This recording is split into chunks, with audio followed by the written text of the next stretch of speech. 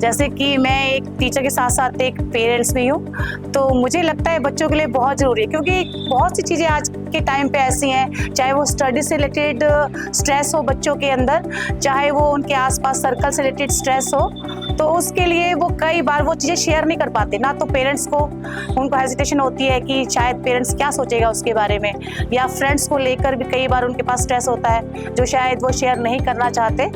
तो ये इस तरह की जो वर्कशॉप होती है उनको काफ़ी हेल्प करती हैं अपनी प्रॉब्लम का सोल्यूशन के लिए। So the classrooms had a lot of things going on, a lot of emotions were there, a lot of issues regarding managing emotions were there, which was kind of difficult for the teachers to like get towards each and every children individually, because there is so much to talk about and there is so much professional help also that students need. But I think after the counselor has come to our school, I think a lot of it has been easier to manage and a lot of students are open to talk about their own mental health.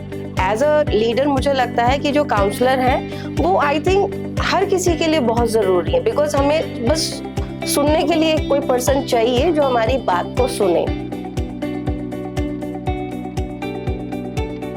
It's really good. I have observed in the classroom many students are gained their confidence as well, and especially if you come to the matter of the 10th standard, they have a lot of stress during this examination. They have a lot of stress, but after the sessions they are feeling stress free, because we teachers only focus on the success, but you are teaching them how to handle the failure as well.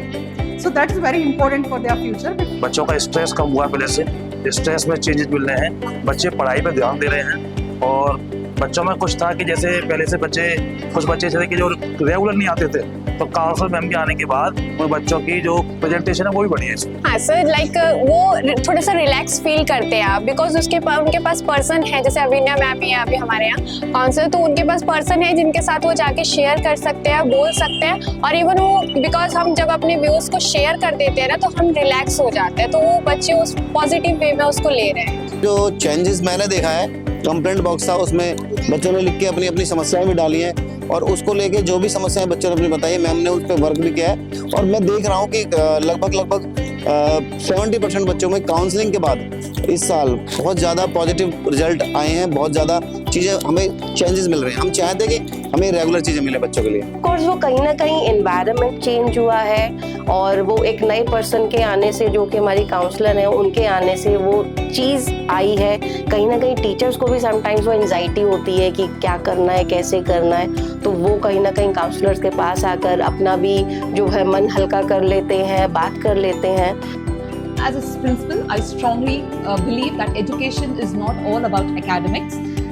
It is about the emotional and mental stability of the students.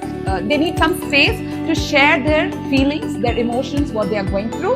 So what better can we offer a counselor